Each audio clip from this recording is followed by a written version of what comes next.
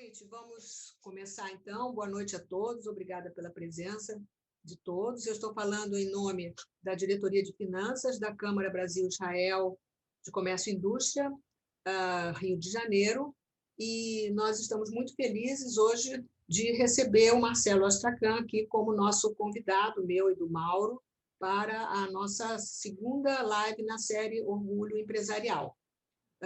Então, nós vamos dar início com algumas perguntas, e quem quiser perguntar também pode colocar no chat, que nós vamos encaminhar todas as indagações para o Marcelo. Quero passar a palavra para o Mauro, para também dar as boas-vindas ao Marcelo e iniciar o nosso debate. Para mim é um prazer estar aqui. Obrigado, Henriette, Marcelo, pela presença, por ter aceito o convite. O Marcelo é um empreendedor nato, um investidor de startups e um especialista nesse mercado. Assim como a Henriette também, que conhece profundamente esse ecossistema aí que a gente está vendo que cada vez mais é crescente no Brasil e no mundo. Os resultados, os números comprovam que o investimento em startup tem crescido de maneira exponencial, né? Eu estou vendo aqui no chat grandes amigos e pessoas também que são especializadas no empreendedorismo, né? O que é muito bacana. O Flávio, o Davi, que em tecnologia, Flávio Stanger, né? O Davi em tecnologia, diretores da Câmara também, como o Jorge, o Stefano. Então, é um grupo muito seleto e muito qualificado. Então, agradeço a presença de todos também. Marcelo, eu queria que você falasse um pouquinho da tua trajetória, começar com como é que você surgiu nesse mundo startupeiro, que a gente chama? Tá certo. Bom, primeiramente, boa noite, então, a todos. Para mim é uma honra muito grande estar participando aqui da série Orgulho Empresarial e poder compartilhar um pouco aí da experiência e contar para vocês algumas das nossas projetos, casos, etc. Então, eu vou ser sucinto aqui para a gente poder ir direto ao ponto. Eu sou formado em engenharia, mas praticamente não trabalhei no setor e fui durante 18 anos, quase 20 anos, sócio de uma empresa de consultoria global chamada Accenture. E ali a gente teve um período de grande atividade, onde foi uma escola muito grande para mim, onde eu tive meu primeiro evento de liquidez, porque a empresa cresceu muito e foi a primeira empresa de consultoria a ser listada na Bolsa de Valores de Tecnologia Nasdaq, em Nova York. Eu passo mais um tempo por lá e depois eu tenho um período como principal executivo de grandes empresas de tecnologia nacionais e multinacionais. E aí, quando eu começo tomei coragem e comecei, então, assim, o meu ciclo do empreendedorismo. Eu não vou entrar muito em detalhe, mas eu compro uma empresa chamada Cyberlinks, do setor de tecnologia, e eu vou resumindo num ciclo de 6 anos. Quando eu compro 70 e poucos %, mais ou menos num valor de 8 milhões, do que a gente chama do valor total da empresa, né? E a gente tem um ciclo de 6 anos, onde entra um fundo de investimento chamado Fear Capital, de Minas Gerais, que acredita no projeto, e a gente vende essa empresa outras 2 vezes. Primeiro para um grupo, a segunda vez para um grupo chileno, já por 30 milhões, a troca de ações, e ao final para um grupo chamado Tivit, que compra então tudo por 350 milhões de reais. Então tem um ciclo positivo, né? Apesar de todos os desafios desse mundo empreendedor, 8, 30, 350. Eu fui muito ajudado, Henriette e Mauro, nesse processo. Até é importante passar isso. Ninguém chega a nenhum lugar sozinho. Você sempre precisa de muita ajuda. Eu fui muito ajudado. Eu gosto de citar, inclusive, porque acho que é importante que você reconheça o valor dos outros. Obviamente, aqui tem um pai que vai falar do filho, mas o meu filho mais velho fazia MBA na época, que é o Felipe, e me ajudou nas discussões. Que você, como CEO, muitas vezes você tem uma vida muito solitária. A minha advogada, que foi uma pessoa sensacional, quando eu conheço ela tinha 29 anos, quer dizer, e é uma cabeça brilhante. Os meus sócios que ficaram, que são o Edmundo Mauron e o Gustavo Peckler, que estão tendo carreiras super bem-sucedidas desde que a gente vendeu. E a gênese da Darwin Capital veio daí, né? Assim, no primeiro momento, eu nem tinha ideia do que a gente ia chegar no estágio que a gente chegou. né? Eu vou resumir aqui para não entrar, mas para quem já acessou o nosso site, vai ver lá que tem 4 áreas de operações, mas que se convergem em 2. Uma atividade de M&A, ou, na verdade, a tradução, fusões e aquisições. A gente assessora empresas que querem ser vendidas ou precisam de um aporte. Aí a gente está falando de volumes muito grandes. A última operação que a gente fez foi de 100 milhões, a próxima deve ser de 400 milhões. E aí são empresas em todos os setores da economia real. E a área de startup, que ela começou a ser desenvolvida de uma maneira assim bem cautelosa no primeiro momento, porque a gente tinha uma tese muito diferente do que era a tese de mercado. Não que seja melhor, mas que era a tese que a gente entendeu que a gente teria alguma contribuição a dar. Então, para ir indo ao seu ponto, eu e meu sócio, que é o João Luiz Nogueira, que também foi meu contemporâneo da Accenture, mas teve uma carreira assim na era do Rogério Agnelli, na Vale do Rio Doce, brilhante. A gente, então, definiu uma regra muito clara de como é que a gente ia atuar nesse mundo. Então, não sei se você quer dar sequência, eu posso explicar um pouco o que foi isso, que foi a nossa entrada oficial no mundo de startups. Eu acho interessante, sim, você falar como é que foi essa entrada, porque esse assunto interessa muito a maior parte das pessoas que está aqui, né? O mundo das startups, enfim, como é que vocês encaram isso, como é que entraram? Tá. E agregando isso, Marcelo, dizer quais são os critérios que você utiliza também para a escolha das startups que fazem parte do teu portfólio hoje. Tá. Então, eu vou começar, então, nessa primeira parte. Então, primeiro ponto, esse universo, esse ecossistema de venture funds, de fundos de investimento, de startups, de empreendedores, é um ecossistema extremamente qualificado, né? E você vê cada vez mais pessoas novas assumindo responsabilidades, tendo bons resultados, e é um ecossistema que está amadurecendo. Você já tem, eu acho que eu perdi a conta, você pode me ajudar, Mauro, já são 12 ou 13 unicórnios no Brasil. Unicórnios é aquela definição que uma empresa, quando ela supera o valor de $1 bilhão. Então, a gente tinha que fazer alguma coisa diferenciada para que eu pudesse existir nesse mundo. Senão, provavelmente, hoje eu não estava aqui nessa live. Então, a primeira decisão que a gente tomou, eu sempre gosto de ressalvar aqui, que nós não estamos dizendo que a nossa escolha é melhor. Ela foi melhor para o que a gente tinha de característica. O que eu e meu sócio temos? Isso é, inclusive, importante quando você monta qualquer negócio, monta algo que você queira fazer. Qual é o propósito? Você está aqui para quê? Você é bom em quê? O que você não faz bem, né? E a gente chegou à conclusão que tanto eu como meu sócio, nós fomos executivos que botamos a mão na massa. A gente tomou decisão. Nós fomos diretores executivos, presidente, sócios. Então, essa era a principal contribuição imediata que a gente poderia imaginar para aqueles que viessem trabalhar conosco. Então, a consequência dessa decisão, que foi quase que imediata, eu não poderia ter um portfólio muito grande. Existe uma expressão, esse mercado tem muito anglicismo, né? Tem muita palavra em inglês, às vezes não tem jeito, mas eu vou só usar porque é uma expressão que todo mundo conhece, que é spray and pray, ou seja, spray de espalhar. Você, então, investe em vários ativos, em várias startups, e pray de reza literalmente para o empreendedor ser bom e esse negócio explodir, para você, de repente, pagar os outros que não deram certo, né? A gente entendeu que a nossa abordagem não podia passar por aí. Se vocês derem uma olhada hoje no nosso portfólio, nós temos 8 empresas investidas. A última foi recentemente anunciada, que é um banco digital para pessoa jurídica chamado Linker. Então, é a nossa 8ª. Veja bem, eu não estou dizendo que os outros modelos não funcionam, mas para a gente isso funciona por quê? Porque a gente acompanha, a gente tem um modelo de governança. Depois, se você quiser, eu posso falar dos nossos investidores que têm um papel super relevante no trabalho que a gente desempenha. Porque não é só investir, a gente traz também um grupo de pessoas com experiência. Então, você ter uma ideia, do nosso portfólio hoje de 8 empresas, eu gosto de brincar que eu já tenho 2 unicórnios.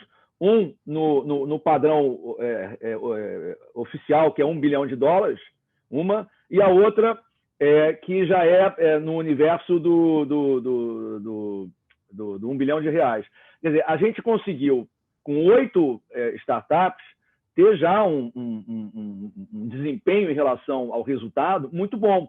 Então, a gente acha que esse modelo ele está dando resultados, e a gente não quer mudar isso de uma forma estrutural. Chega muita coisa, como vocês podem imaginar, mas a gente é muito rigoroso no processo de escolha. Não que as startups que eventualmente a gente decline não sejam bons investimentos, é que nós não vamos ter uma condição de ajudar, então a gente prefere não se envolver. Marcelo, aproveitando uma frase, sem querer te cortar, aproveitando uma frase que você falou agora alguns minutinhos atrás, é da formação da equipe, né? Você falou primeiro dos investidores, dos sócios, enfim, e chegou também à formação da equipe. Como é que você acha que deve ser internamente, né, nessa startup, e você pode falar do teu caso especificamente e depois amplificar para os outros, como seria essa formação? O que essa startup precisa ter? Ponto número 1, para você investir nela, porque um dos pontos é a equipe, né, da startup que você vai investir. E o segundo, como internamente você acredita que essa equipe faz a diferença na hora de ir para o mercado? Para responder a tua pergunta, eu vou começar pela pergunta anterior da Henriette, que quais são os nossos critérios. E aí para o pessoal que está envolvido, você começa a entender como é que isso se insere na abordagem como um todo. Então, primeiro ponto importante, a gente classifica ou categoriza o mundo das startups em 3 categorias principais. Quais são elas? As startups que, na verdade, eu vou chamar de normais, ou seja, elas são startups porque elas começaram novas, têm um aplicativo e tal, mas elas não trazem absolutamente nenhuma inovação, nenhuma quebra no modelo vigente. Você tem a segunda categoria, que são as startups que trazem muita inovação, que trazem muita tecnologia embarcada, mas que não mudam a estrutura de negócios vigentes. Elas melhoram a eficiência dos processos atuais muito, significativamente. E você tem a terceira categoria, que são as startups que trazem tudo isso que eu falei da categoria 2, inovação, tecnologia, e mudam estruturalmente o modelo de negócio. Para sair do conceito e ir para a prática, exemplo, na categoria 3, Airbnb e o Uber. Né? Como todo mundo sabe, aliás, o Airbnb acabou fazendo o seu IPO agora mais recentemente, dobrou de valor depois, rapidamente, e eles mudaram estruturalmente o modelo de hotelaria, porque eles são a maior operação de hospedagem no mundo e eles não têm um hotel no balanço deles. A mesma analogia vale para o Uber, obviamente com outros problemas de gestão, mas ele mudou a estrutura de negócio. E na categoria 2, eu poderia citar, para ser alguma coisa próxima, o 99 Táxi, o Booking.com, Hotels.com. Então, nós, na Darwin Capital, a gente procura se focar nessas 2 categorias, a 2 e a 3. E, obviamente, quanto mais eu conseguir na 3, maior a chance da gente ter o que a gente chama de uma valorização muito relevante. Depois eu posso citar um dos casos que saiu agora para dar uma ideia do que é uma valorização muito relevante. Bom, e aí indo para o que você perguntou da equipe, supondo que eu já estruturei a minha... eu segmentei onde aquela startup está inserida e ela faz sentido, aí a gente definiu 3 critérios. E aqui eu tenho até a felicidade de contar, Mauro e Henriette, eu tive numa missão da Câmara Brasil-Israel de Comércio lá em 2018, né? Em junho de 2018, super bem organizado, uma maravilha, e todo mundo que viaja lá vai na Jerusalém Venture Partner, a JVP, e fala provavelmente com o sócio, que é o Uri, faz uma apresentação maravilhosa do que é a JVP e que conhece o Brasil como poucos, né? E eles têm os critérios dele. Para nossa felicidade, os nossos critérios são muito próximos, com diferença de semântica. E quais são eles? Primeiro ponto importante, não existe uma hierarquia entre esses critérios. Eu poderia apresentá-los em qualquer ordem, e a premissa é todos têm que ser atendidos. Se um não ponto, eu não sigo em frente. Então, o primeiro que a gente gosta de colocar é um conceito de mercado infinito, né? Que todos nós que atuamos em qualquer mercado sabemos que não existe mercado infinito, todos eles têm um limite, mas ele é um conceito, Mauro, que estabelece o seguinte: o projeto, o produto que está sendo apresentado para mim tem um mercado tão grande, mas tão grande, que a curva de crescimento, que a gente chama uma curva J, né? Ela é uma correlação direta da capacidade de execução desse time, não importa quantos concorrentes existam. Eu gosto até de fazer uma brincadeira, que é aquela história de dois amigos caminhando na floresta, ou no deserto, porque eu falo leão ou tigre, e descalços avistam um leão ou um tigre, e um deles começa a amarrar o sapato, e o outro pergunta, mas por que você está amarrando o sapato? Porque eu tenho que correr mais que você. Então, no mundo em que você tem concorrente, eu tenho que executar, especialmente se você está no Oceano Azul. Do ponto de vista prático, o que significa isso para a gente? Nós não entramos nem em mercados nichados, nem maduros. Não que esses mercados não sejam bons negócios, podem ser ótimos, é que a nossa contribuição nesses casos não vai ser tão relevante. Segundo critério, nós temos, esse projeto está sendo apresentado, esse produto, tem uma unicidade tão evidente, tão cristalina, uma diferenciação tão visível, que ela nos permite criar uma narrativa que será atraente tanto para os potenciais investidores que investirão nessa empresa, quanto ao mercado que ela pretende vender. Modéstia à parte, eu acho que a Darwin Capital é muito boa na construção dessa narrativa. E o terceiro critério, chegando ao teu ponto, é a equipe. E a equipe, além de todas essas questões que a gente já está acostumado a falar, sobre formação e etc., depois a gente vai falar um pouco sobre desmistificar um pouco esse mundo das startups, que parece que é muito mais fácil ganhar dinheiro lá do que em outros lugares, né? E não é, tem muito trabalho atrás. Mas a equipe ela é importante por quê? Porque, aliás, citando Israel, se a gente puder falar ao longo aqui da live sobre Israel, acho que vai ser importante. Israel tem uma métrica, aliás, foi o Uri que me contou isso, que o empreendedor de segunda tentativa tem 5 vezes mais chances de dar certo do que o de primeira.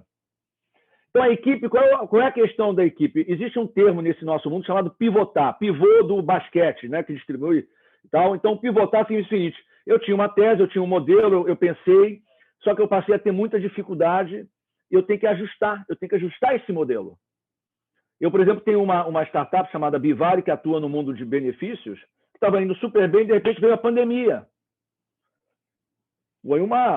Foi um terremoto para eles. Perderam todos os clientes, estavam perdendo todos os clientes. E aí eles fizeram o que a gente chama de uma pivotada. E fazer uma pivotada tem a ver com a característica da equipe, porque a equipe ela tem que ser tal que não seja muito apegada àquela ideia original, que não seja teimosa, que entenda as mudanças e as nuances do que está ocorrendo e fazem os ajustes a tempo. E aí elas sobrevivem. Aqueles que ficam muito apegados acabam morrendo sem oxigênio, sem caixa. Você queria te cortar, Marcelo, mas Não, eu terminei. Questão, né? Não, do dinamismo da juventude com a experiência dos mais velhos, né? Exatamente isso que você colocou. Sim. Integração intergeracional. Tanto que tem o número de pesquisas que comprovam que a idade média dos fundadores de startups de sucesso, em termos globais, é de 45 anos. Então, é exatamente essa mescla que vai fazer a diferença, talvez, numa startup, né? A equipe multidisciplinar, né? Uma equipe que está propensa também a pivotar, como você colocou, de maneira rápida, de maneira dinâmica, se você pegar exatamente pelo produto ou serviço que está sendo oferecido, e também essa mescla de gerações que pode fazer também com que a atividade, a inovação, né, se aflorem também. E aí, eu falei uma palavra agora que é inovação. O que você chama exatamente de inovação? Aí a gente entra numa esfera assim, mais subjetiva em relação qual é o olhar de cada um. Eu vou falar o que para a gente isso significa. Inovar é fazer algo que antes não era feito, trazendo uma maneira de se utilizar os recursos disponíveis de uma forma criativa e que faz com que o resultado prático seja um benefício para quem usa e também para quem investiu. Então, assim, para sair do conceito, eu gosto de dar exemplos práticos. Uma das nossas startups é a Q Health, que é no Vale do Silício, e que ela inicialmente ela ia fazer um exame de sangue, onde você dava 8, 10, 12 tipos de exame de sangue num dispositivo acoplado ao celular com um aplicativo, podia fazer na farmácia, o que seria um grande ganho. Só que com a pandemia eles pivotaram e viram oportunidade e se tornaram uma empresa de teste rápido de Covid, ganharam prêmios, ganharam contratos. É um negócio que, quando a gente entrou, o nosso grupo de investidores valia 100 milhões de dólares, em outubro de 2017, que a gente entra, e hoje existem discussões em andamento com investidores ou para IPO, ela vai valer mais de 2 bi de dólar, por conta de tudo isso que aconteceu. Então, ela trouxe uma inovação. Na origem, ela pensava em fazer algo, ela soube ajustar e isso traz um benefício enorme para quem usa e também para os investidores. Eu posso citar, por exemplo, outro caso, que é a Beni Saúde, que muitos aqui já são até usuários, para minha surpresa, porque eu nem sabia que já tinha tanta gente usando na época que a gente começou a divulgar. O Beni Saúde é aquela farmácia inteligente, voltada para o tratamento, para o paciente crônico, mas que dá uma jornada, dá uma experiência para quem usa completamente diferente, porque nós vamos para a farmácia, é o pior atendimento, né? O CRM, né? A gestão do cliente de uma farmácia é uma coisa horrorosa. Você vai lá 100 vezes, ele não sabe quem é o Mauro. Você dá o CPF para ele não sabe o que é o teu histórico. Então, hoje, quem usa o Bem de Saúde não vai mais à farmácia. Então, a inovação ela traz, dentro daquelas categorias que eu te coloquei, uma mudança no status quo, né? E, consequentemente, isso traz um benefício para quem vai estar dentro daquele ecossistema. O Marcelo, você citou a área de saúde, particularmente, né? E tem também, parecido com esse aplicativo que você mencionou antes, da farmácia, que é o Binar, né? Que é um aplicativo israelense, né? E que, através da câmera do celular, ele consegue detectar 5 pontos fundamentais na saúde daquele usuário. Então, é imediato, em menos de 2 minutos, ele consegue ter esse resultado, que é fantástico. Então, com a pandemia também, ele está crescendo exponencialmente. E está fantástico também. Eu queria aproveitar esse gancho, não sei se você vai colocar, Henriette, mas falar um pouquinho da diferença de cultura que você citou entre o empreendedorismo e o startupeiro, né? Israelense e o brasileiro, né? Como é que você vê essa diferença do ponto de vista, pode ser cultural, pode ser empresarial, a raiz, né? Onde surge os dois tipos de empreendedores, na educação, como é que você vê esse tipo de comportamento? Eu queria pegar o gancho da questão da inovação, depois passa a sua pergunta, também é fundamental. Nós temos percebido, e estudos têm demonstrado, que a diversidade é um elemento fundamental no sucesso não só das startups, das empresas de um modo geral. E essa diversidade, ela é a diversidade de gênero, ela é uma diversidade etária, é uma diversidade de raça, e isso vem sendo bastante estimulado, e eu trabalho também nesse ramo, né?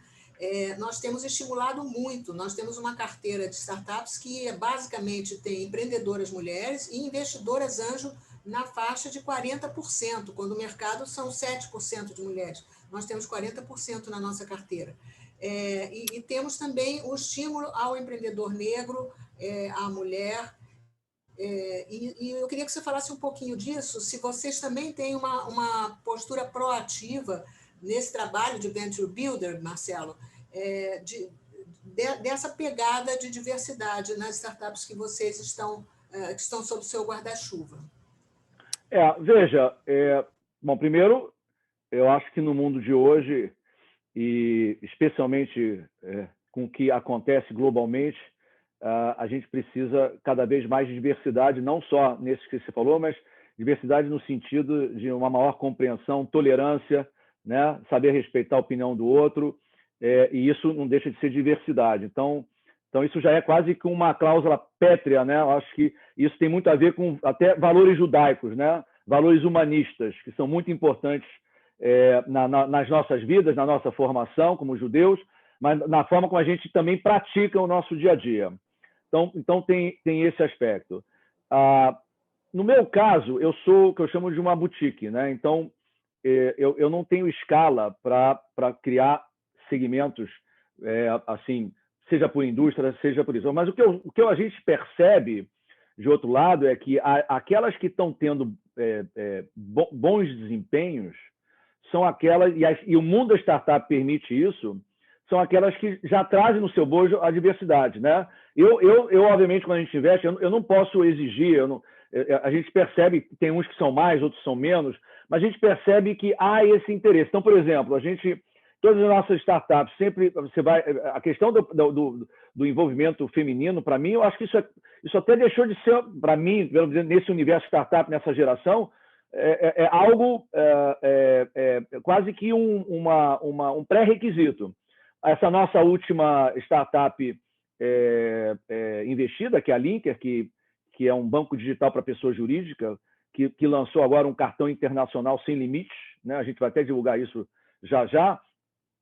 Uma das 3 sócias principais, né, é uma mulher extremamente atuante nesse mundo de fintechs, reconhecida, né? Uma outra coisa que a gente percebe também é que a gente sabe, né, a desigualdade que existe aqui no nosso país, e que acaba que as pessoas com melhores formações, às vezes, têm melhores condições para chegar em determinados lugares.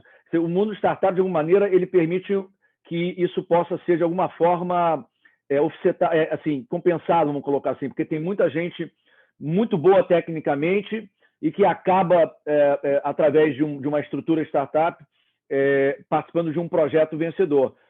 Isso, por exemplo, acontece em todos os casos que a gente hoje está envolvido de uma certa forma. Então, eu acho, então, Henriette, para responder o teu ponto, eu espero, sinceramente, que no futuro, e não seja muito longe, distante, a gente não precisa nem mais discutir isso, porque vai ser quase que um processo natural, né? Você vai querer ver isso para poder ter a certeza de que aquele projeto vai ser bem sucedido. Exatamente, perfeito. Agora, pergunta do Mauro. Então, sobre a questão de Israel. Bom, primeiro, eu acho que é importante evidenciar as diferenças, né? Porque acaba que é isso que faz com que determinado resultado é alcançado. Então, Israel, né? Eu vou chover numa olhada aqui, é a Startup Nation, tem um livro aqui que todo mundo provavelmente tem, o país, se eu não me engano, se eu não estou enganado com as métricas, é o terceiro país com mais startups listadas na Nasdaq, depois dos Estados Unidos e da China. Posso estar errando se é quarto ou alguém, mas ela está ali entre eles. A gente esteve lá para evidenciar tudo isso. E você até falou o termo em hebraico, para mim, tsupá, da audácia, da ousadia. Tem um pouquinho também até do modelo mental, cultural de Israel, né? Eu estava até comentando isso antes. Israel, assim, não sei se todos sabem, mas todos têm que cumprir com o trabalho, né? Com o lado militar, tem que servir ao exército durante 3 anos. E lá a situação é sempre muito complicada, então existe sempre a possibilidade, né, de você estar em uma situação complicada. Então, como se eles lidassem com essa situação durante muito tempo, depois eles saem, normalmente eles vão fazer faculdade mais tarde do que a gente, e eles vão buscar o que eles querem da vida, e eles acabam, então, entrando para esse mundo com aquela disposição maior de, não, eu não quero segurança, eu vou arriscar. Então, lá também tem muitos casos, né, e as métricas mostraram isso, de startups que acabaram não dando certo, mas eles têm essa disposição, trocam e vão tentando. Então, eu acho que Israel acabou mostrando para o mundo, né, a importância da educação, a importância da qualificação. Então, essa transição, né, de muitos militares que saem, quer dizer, Israel hoje está entre as principais núcleos de cybersecurity, de segurança da informação do mundo, em termos de não só de conhecimento, tecnologia, de empresas, né? Mas você vai para lá, para Israel, como eu fui, você vai em agritech, vai visitar uma empresa que te vai dar um copo de leite, que tem gosto de leite, cheiro de leite, textura de leite, mas não veio da vaca, né? Então, assim, lá a gente pode falar do Instituto Weizmann também, na área de desenvolvimento da medicina, de curas, de juntar a medicina com engenharia, né, tecnologia. Então, isso foi a forma que Israel também encontrou para poder sobreviver, para poder sustentar, e passou a ser uma exportadora. Por exemplo, eu não sei se é agora que vocês querem que eu comente, mas a gente recentemente no segundo semestre do ano passado, a gente até anunciou, nós somos sócios de um fundo israelense chamado iArgento, algumas pessoas até aqui conhecem, que por acaso, coincidentemente, tem um modelo de negócio muito próximo ao da Darwin Capital, quase igual, e a gente acabou fechando essa sociedade. E a tese que a gente utilizou, Henriette e Mauro, para tomar essa decisão foi uma constatação que aqui no Brasil eu não vou, é muito difícil, é praticamente impossível você encontrar startups com nível de tecnologia embarcada que você encontra em Israel. Talvez o único outro local do mundo que você vai encontrar algo parecido é nos Estados Unidos, no Vale do Silício, mas que com valuations muito maiores, e você nunca entra na frente, você entra atrás na xepa, vamos colocar assim. Enquanto que em Israel você tem essa chance de pegar oportunidades mais iniciais.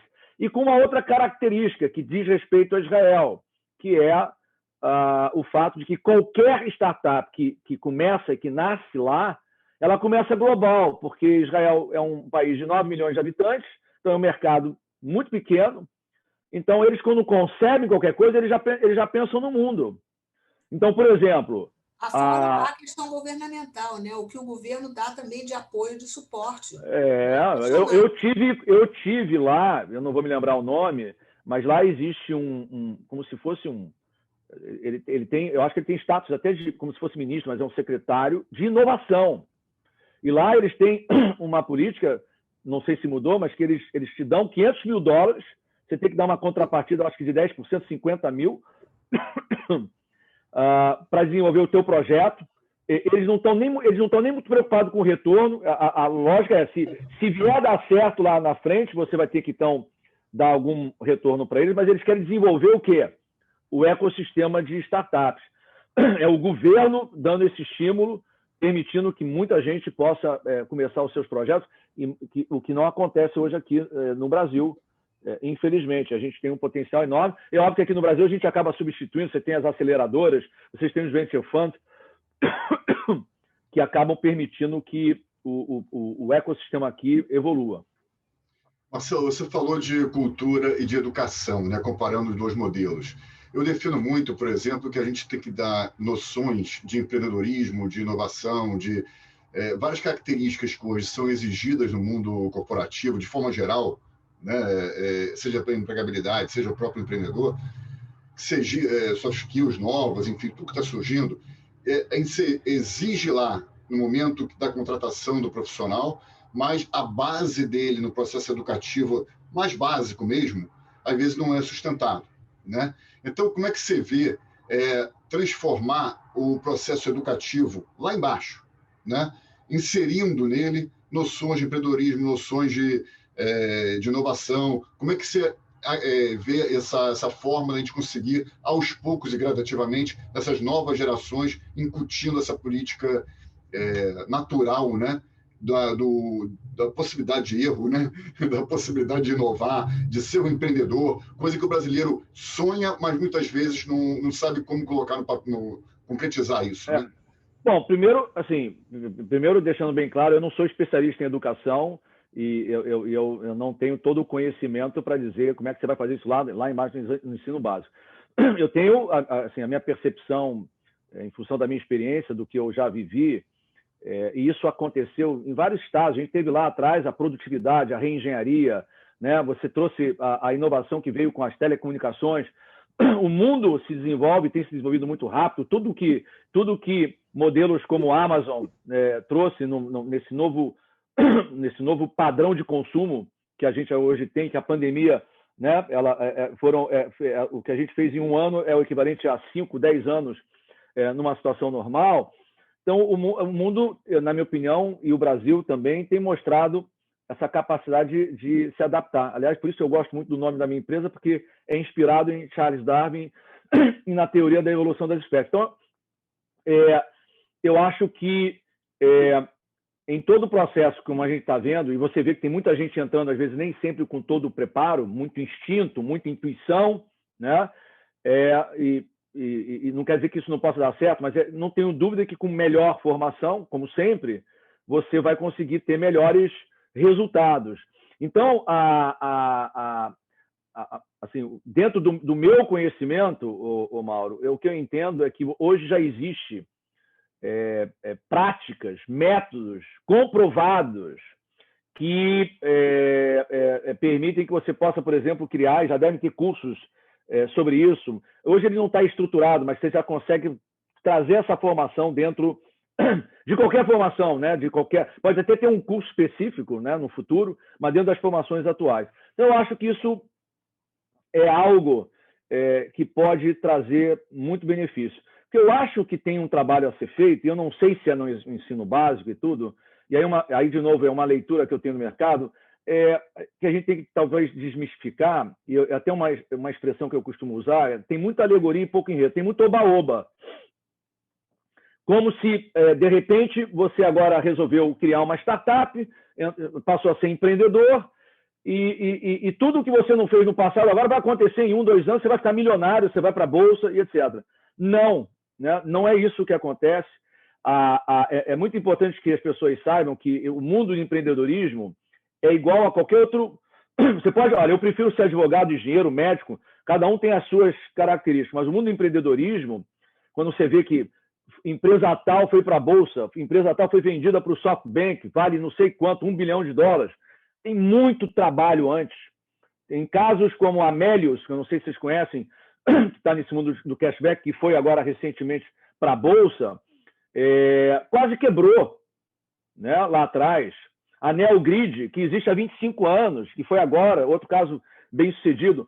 Então, tem muito sacrifício, tem muito esforço, tem muita dedicação, tem muita ansiedade, né? Então, tem que entender que isso aqui é uma atividade que cada vez mais vai se consolidar e as pessoas têm que se preparar, porque, no final, os mais bem preparados, os mais adaptáveis, né, vão ser aqueles que vão chegar lá na frente e com um resultado que vai muitas vezes surpreender. Então, essa é a minha posição sobre isso. Tem uma pergunta aqui do Flávio Stanger. Marcelo, já temos algumas poucas ações de tecnologia que abriram capital nos últimos 24 meses no país. Você não acha que a Bovespa pode começar a substituir o Nasdaq, que os múltiplos aqui já não estão tão mais baixos que os de lá fora? Olha, bom, primeiro o Flávio ele tem razão em relação a esse movimento que cada vez está mais ativo, só que você vê assim, a Stone, ela abriu o capital dela lá na Nasdaq, não aqui, né? Dependendo do modelo de negócio e do potencial de valorização, e quando elas têm essa capacidade, elas estão preferindo ir para a Nasdaq. A Ibovespa, e aí o Flávio é um tremendo de um especialista no assunto, muito mais do que eu, deixar bem claro aqui, mas, e ele depois me confirma do que eu vou falar, o Ibovespa, ele já vinha fazendo um trabalho de criar lá o Ibovespa+, de permitir que empresas de um tamanho menor, né? Porque antes, para você poder abrir ações, é como se a empresa hoje tivesse que faturar $1 bi. Eu nem conheço os valores, mas ela tinha que ser muito maior do que hoje você já consegue ser. Então, você pega uma Amélios, você pega uma Neogrid, que faturou em 2020 quase R$200 milhões, e ela entrou nessa categoria, e isso permite que você expanda esse mercado. Então, indo para o ponto do Flávio, eu acho que com o desenvolvimento desse segmento de startups, do ecossistema de empreendedorismo, em que cada vez mais você tem tecnologia embarcada, né? Porque é isso que as diferencia, eu acho que o mercado vai começar a dar uma olhada. A maior evidência disso, Flávio, que você pode ter, é uma outra área que a gente atua, chamado Corporate Venture, que é o segmento que as empresas da economia real, tradicionais, elas têm uma dificuldade maior de fazer o movimento de inovação, elas reconhecendo isso, elas buscam a ajuda de empresas como a nossa e outras para entrar nesse mundo de inovação. Então, muitas delas criaram hubs, aceleradoras, para poder desenvolver em coisas voltadas para o negócio dele. E aqui eu queria fazer uma menção porque, como sempre, tem exceções, né? Tem exceções. Eu vou citar duas aqui. Existe o caso da Energisa, do Ricardo Botelho, que estava na missão que eu fui, quando a gente se conheceu, hoje nós somos amigos, e ele veio de lá, ficou entusiasmado, e ele acabou estruturando uma ideia de criar, dentro do ecossistema da Energisa, uma startup, uma fintech chamada Volts, que meios de pagamentos, onde tem o Daniel Orlean, que é um dos profissionais mais qualificados, mais bem preparados nesse setor de empreendedorismo que eu tive a oportunidade de conhecer, que é um dos cofundadores, tá certo? Então, aí, é um negócio que, na minha opinião, vai valer bilhões, né? E é uma coisa que vem desse ecossistema da anime. Então, as empresas da economia real são um outro vetor que pode ajudar muito. Outro caso que eu tive até a oportunidade mais recente de conhecer é o caso da Multiplan, que todos vocês conhecem. A gente tem tido alguns contatos com o Daniel Schor, que é quem cuida, que é neto do Dr. Isaac Pérez, e que cuida dessa parte de inovação. Você vê como é interessante, né, essa combinação de gerações. Quer dizer, o Dr. Isaac Pérez ele foi inovador no conceito de shopping center, com aquele tamanho de ser uma coisa integrada, e agora nesse mundo novo eu tive a oportunidade, o Multiplan tem um projeto, tem um trabalho de inovação nesse mundo do shopping center impressionante, com muita tecnologia, uma coisa que eu pelo menos não tive a oportunidade de ver em nenhum outro lugar. Eu sei que tem concorrentes deles que usam software para fazer o que eles desenvolveram através do mundo de inovação. Então, isso são exemplos que mostra como é que esse mercado está se desenvolvendo cada vez mais. Então, é isso. Eu queria pegar também o gancho do Flávio, da colocação dele, que ele está falando do B3, né, da Bolsa de Valores. Né? E hoje, a Bolsa de Valores é histórico, né? Que é um investimento de risco, né, de alguma forma. Né? A gente é sempre estável. Outros tipos de investimento que têm mais estabilidade também tem um rendimento proporcional, né? Ou seja, muito inferior, e muitos dos quais estão vendo com prejuízo aí, né? Poupança, por exemplo, tal. A minha pergunta para você, Marcelo, é o seguinte: você acredita que o investimento em startup, ou seja, popularizar esse tipo de investimento, pode ser através de 15 mil, 20 mil, 30 mil reais em algum tipo de modelo, né, que a startup crie, né, para fazer a rodada de negócios? É viável? Vai ser talvez mais brevemente popularizado isso para poder permitir que esse pequeno investidor ele consiga rentabilizar esse dinheiro dele de maneira mais assertiva, de maneira mais adequada, e contribuindo, por outro lado, também com a economia, né, do país, né, de forma mais efetiva, né? A gente viu o exemplo agora recente, só para concluir, da própria Bossa Nova, né, que tem quase 1.000 startups, né, algumas até no exterior, né, 180 acho que são no exterior, e 800 e poucos aqui no Brasil, e que abriu também para investidores menores, que até um valor de 5 mil reais poderia aplicar em uma das startups, que conseguiu alguns milhões aí nessa semana passada, né? Como é que você vê isso? Bom, primeiro é importante colocar algumas definições importantes para que não haja confusão e entendimento equivocado. Deixar bem claro, investimento de startup é um investimento de alto risco. Ponto. Né? E por isso, então, que você não vai fazer a loucura de alocar uma parte considerável do seu patrimônio. Aliás, se vocês querem alguém para gerir bem esse patrimônio, não sei se o Flávio ainda está aqui, chama ele, que é o melhor family office que eu conheço em atuação. Então, eles vão saber fazer essa avaliação. Agora, o fato concreto, já há alguns anos, a gente vive uma situação macroeconômica, né, onde os juros estão muito baixos. Né? Aquele modelo rentista e tal, deixa lá parado, não corre risco, para muita gente isso não funciona mais. Aliás, para fundos de pensão, etc., que têm metas atuariais que eles têm que cumprir, isso aí para eles é a morte. Né? Isso se expande para todo o mercado. Então, o investimento de maior risco acaba tendo mais atratividade. Isso explica também a evolução da Bolsa. Agora, vamos diferenciar. Você bota na Bolsa e corre um risco, mas você vai investir na Vale do Rio Doce, na Magalu, na Magazine Luiza, na Lojas Renner, na Rappi Vida, né? São empresas consolidadas, estruturadas, e dependendo da situação de negócio, você vai ver uma valorização muito grande, e você pode ter variações, mas no longo prazo, tá certo? O investimento em ação é sempre um investimento bem sucedido, né? Agora, quem vai investir em ação não pode ficar pensando nos próximos 2, 3 anos, que aí ele pode talvez ficar decepcionado.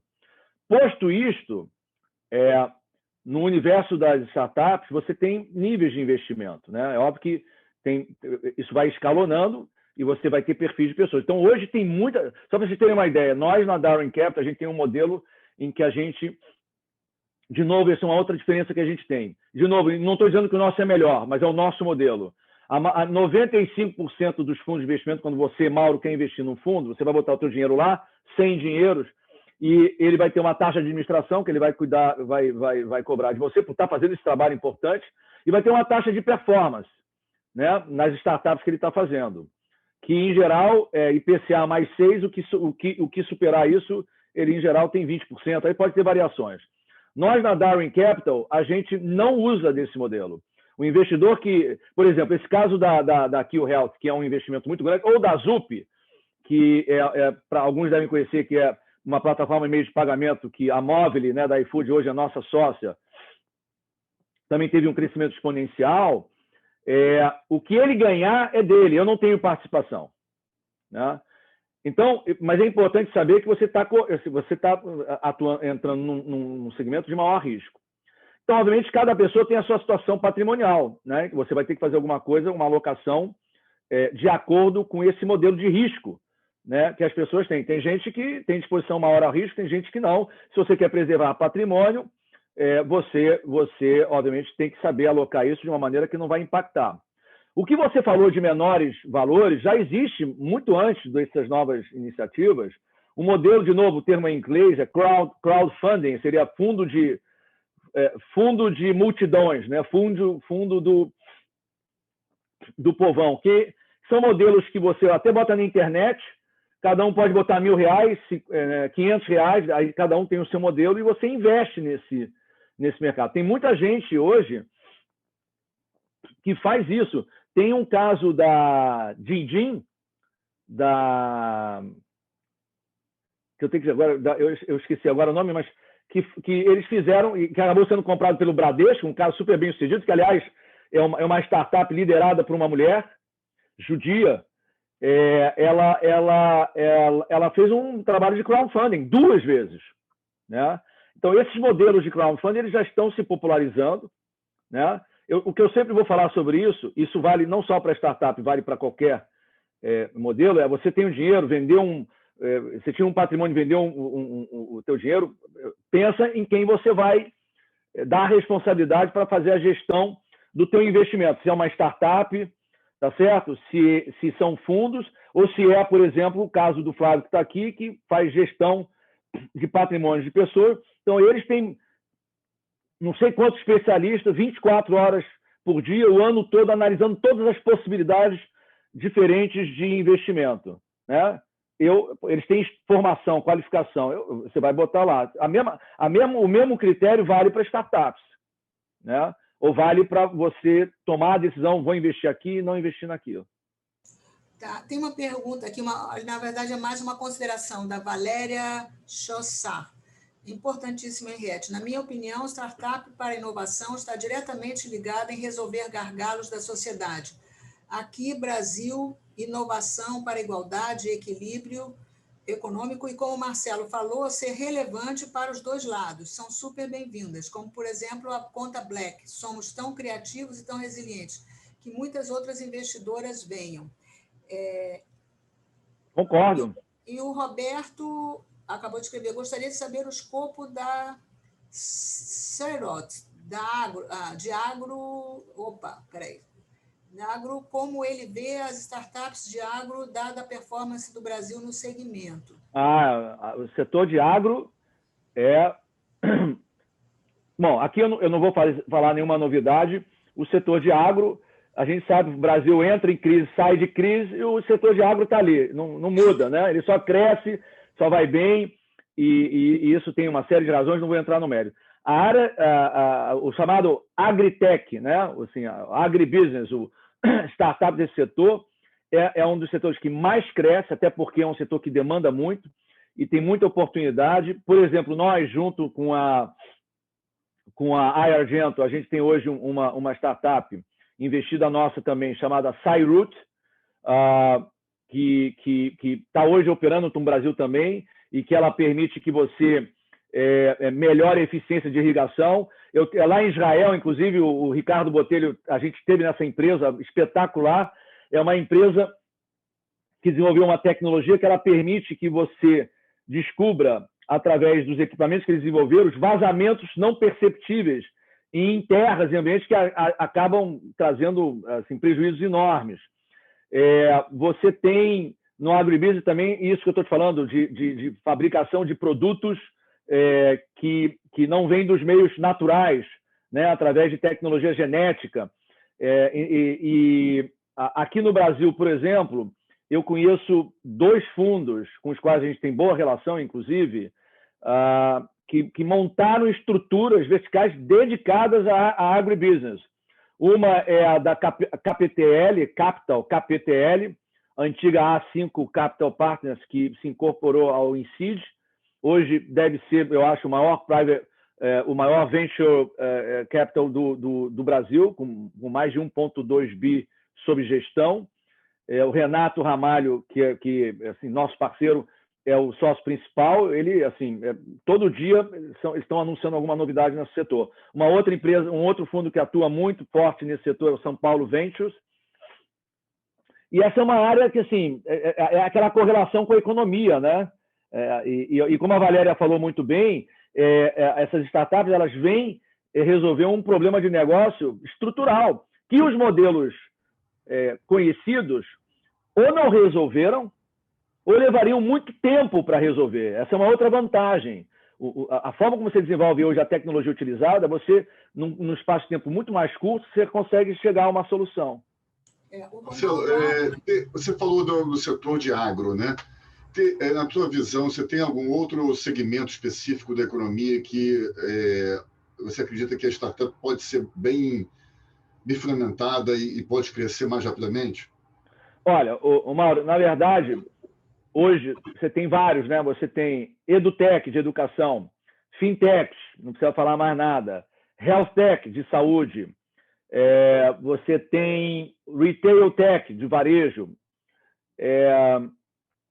e eu certamente estou esquecendo outras verticais. O fato incontroverso, na minha visão, todos esses setores estão tendo bons desenvolvimentos. Eu posso falar aonde eu estou me focando, mas é uma escolha nossa, cada um tem o seu foco. Eu, na verdade, é importante dizer o seguinte, eu não tenho nenhuma definição, eu vou atuar mais nisso ou naquilo. Agora, acaba que isso chega até nós por conta do que a gente hoje já tem. Então, por exemplo, Health Tech, com essa área de Q Health, da Q Health que eu comentei antes, é uma área que a gente tem recebendo alguns negócios. A gente acabou de receber um novo negócio que eu ainda não posso divulgar, mas muito interessante, que traz uma revolução no setor, numa área assim, crítica, problemática, onde muitas pessoas sofrem.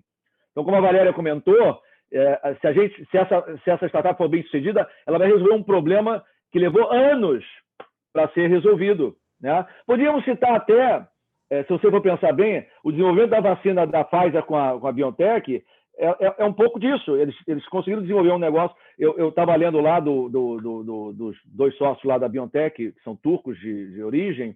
Eles começaram a fazer os primeiros testes em 23 de fevereiro. E esse RNA, essa tecnologia que foi, na verdade, descoberta em 1960 e demorou, ninguém queria fazer nada. E eles conseguiram fazer uma coisa super rápida e está trazendo, se Deus quiser, todos nós seremos vacinados, um benefício enorme. Então, a gente acaba atuando muito em Health Tech, muito em FinTech, muito nessa área de varejo. O varejo é uma das áreas que está tendo a maior transformação jamais vista, porque aí e aqui eu gosto muito do Jeff Bezos da Amazon. Eu tenho citado esse caso agora bacana, que é o seguinte: a gente tem uma startup nossa, que é a Bivale, que é nessa área de vale benefícios, né? Ticket da alimentação, ticket refeição, tal.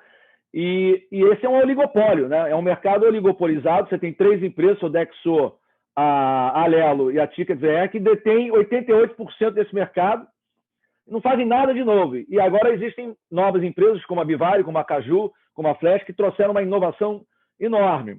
E aí, eu gosto, em reuniões recentes, o Jeff Bezos falou uma coisa que eu achei fantástica, que, como vocês sabem, ele comprou o The Washington Post, o jornal, né? E ele é o dono. E ele estava explicando da Amazon, porque o foco no cliente o tempo inteiro. E ele citou o The Washington Post dizendo o seguinte: o meu cliente, o meu foco no Washington Post não são os anunciantes que pagam e sustentam. O meu foco, o meu cliente são os leitores. Isso é uma mudança, parece óbvio, né? Mas acaba que não é. Então, por exemplo, no caso da Bivale, as grandes empresas, elas estão preocupadas com as empresas contratantes, né? Que dão os benefícios para os seus empregados para usar o ticket. Então, eles estão preocupados, eles dão um rebate para eles, quando, na verdade, eles deviam estar preocupados com usuários, com nós, aqueles que usam, que são os beneficiários, que é o que essas 3 empresas estão fazendo.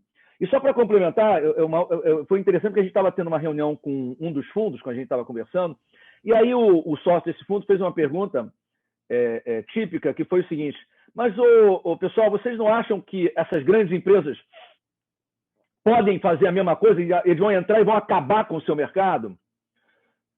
Qual foi a resposta? A gente falou: poder, elas podem. A pergunta é: por que eles não fizeram até agora? Né? Eles vão dar um tiro no próprio pé, porque eles têm lá uma vaca leiteira lá que dá um dinheiro fácil para eles, não precisam fazer nada. E aí a gente tem um caso hoje real, recente até, da Stone. A Cielo e a Rede estava fazendo, ela estava se movimentando, não vai chegar nada, não vai dar em nada. Né? A Cielo, na época, estava com a valor da ação 38, 39, chegando a 40. Quando a Stone começou a vir com aquela força toda, acho que a ação deles, eu nem sei quanto é que está, foi para 5, 6, 4. Né? Perdeu aquela capacidade de se reinventar. E a Stone, que vem com essa cabeça, com essa mentalidade de inovação, ela não para, né? Ela percebeu que ela tem as maquininhas dela, a maquininha é uma commodity. Ela percebeu que nas lojas de vestuário, especialmente, o Lynx era o software dominante. O que ela fez? Comprou a Lynx. Né? Então, a mentalidade de inovação, ela vai ser determinante para o sucesso, inclusive, das grandes empresas hoje que vivem da economia real.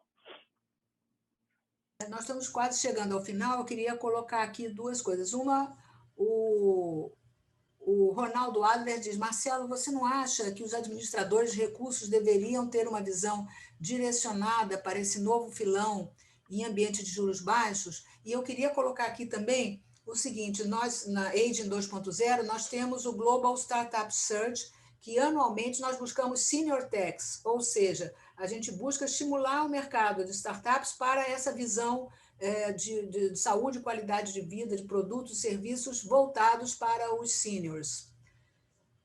Bom, e com isso, então, eu peço para você dar uma encerrada aí, né? Porque nós já estamos praticamente no horário, com essa provocação aqui do Ronaldo Adler. Não, assim, eu acho que ele fez uma afirmação e está certíssima, porque é o que a gente comentou, essa situação de juros, eu espero que ela permaneça, porque ela é um motor de estímulo à criatividade e inovação. Você tem que sair da zona de conforto, porque senão você vai chegar no final do ano, eu tive 300% de CDI, você teve 5, 6% de retorno sobre o teu investimento, né? E a gente sabe que esse é o modelo dos países mais desenvolvidos. Então, quando ele fala que os administradores de recursos têm que se adaptar a isso, e depois eu peço até para ele me corrigir se eu entendi errado, eu acho que são aqueles que fazem a gestão de recursos, são os family offices, são os bancos, etc., porque hoje você já percebe, por exemplo, o Flávio, eu sei, por acaso, porque a gente tem interação, eles já estão se movimentando, eles estão investindo, né? É óbvio que eles são conscientes da segmentação de risco, que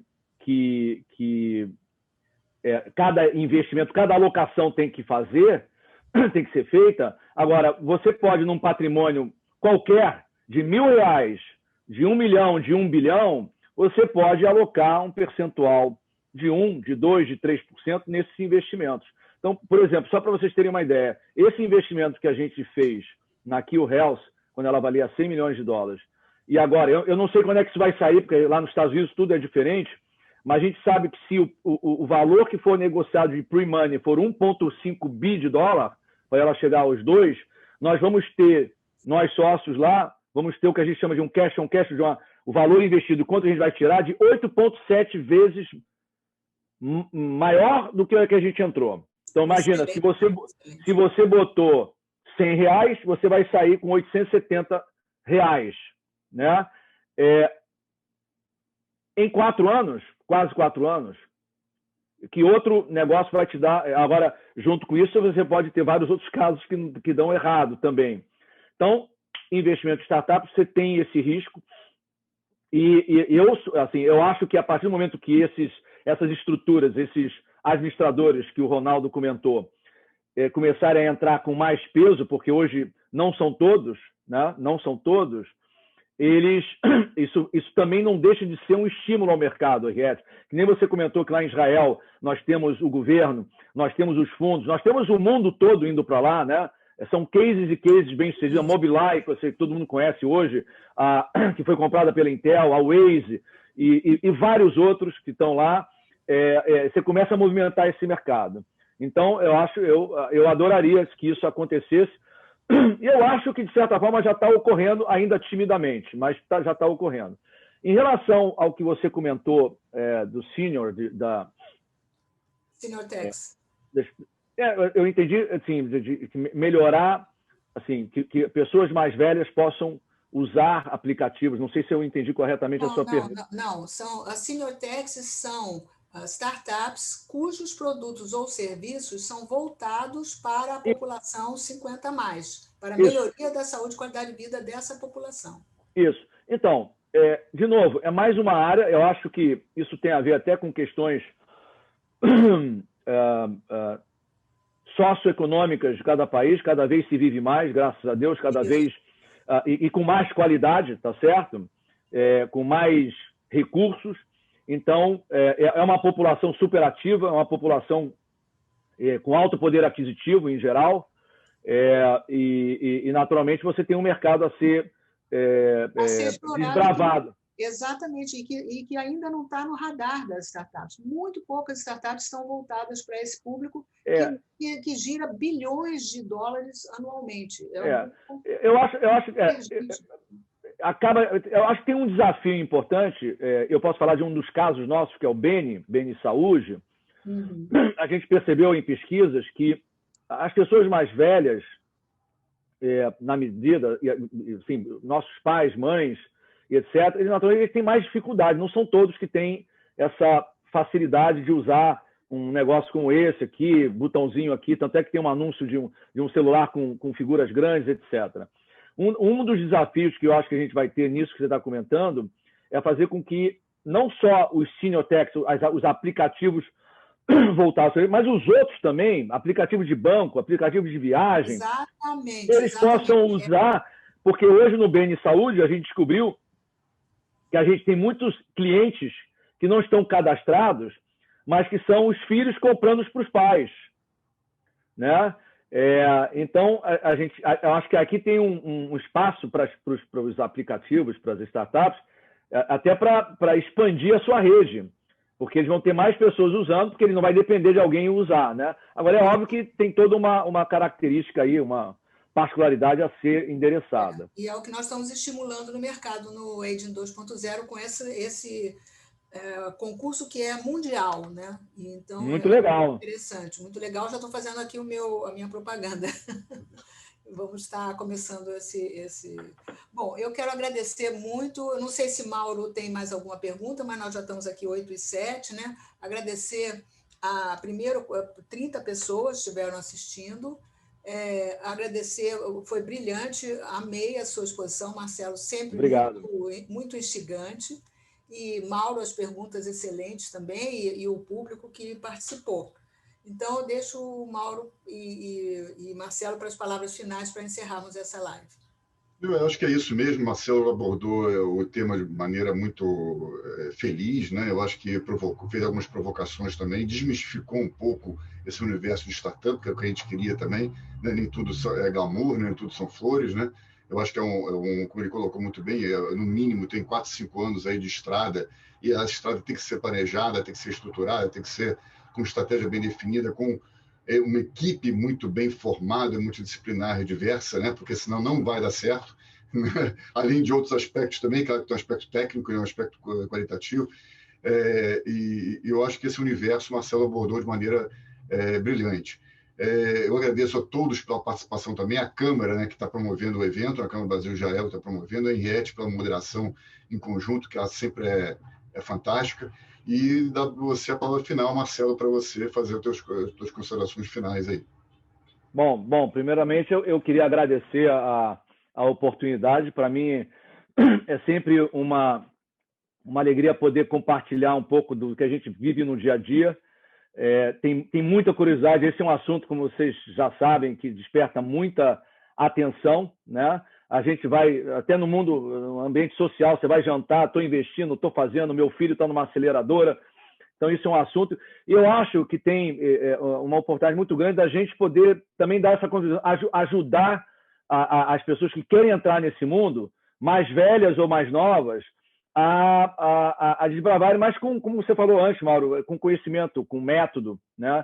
Então, para mim, foi uma alegria muito grande. Eu agradeço todos que estiveram participando também. E fico aqui à disposição. Quem quiser entrar no site, quiser nos contactar, a gente tem uma prática, a gente recebe por semana de 4 a 5 contatos sobre startups, DEC. Tem muita gente, às vezes, que a gente vai... Não é que a gente vai investir, vai seguir em frente, mas a gente vai ajudar a preparar melhor um deck, ajudá-los a organizar as ideias, sugerir que ele vá para caminho A ou B, ou vá para uma aceleradora. A gente não faz só pensando em qual é o ganho, o benefício que eu vou ter em investir naquela área. Então, quem tiver interesse, curiosidade, a gente está aqui à disposição. Muito bom. Então, boa noite a todos e não percam nosso próximo encontro, que será no mês de fevereiro. Vamos anunciar em breve. Até logo, boa noite a todos. Muito obrigada. Obrigado. Tchau.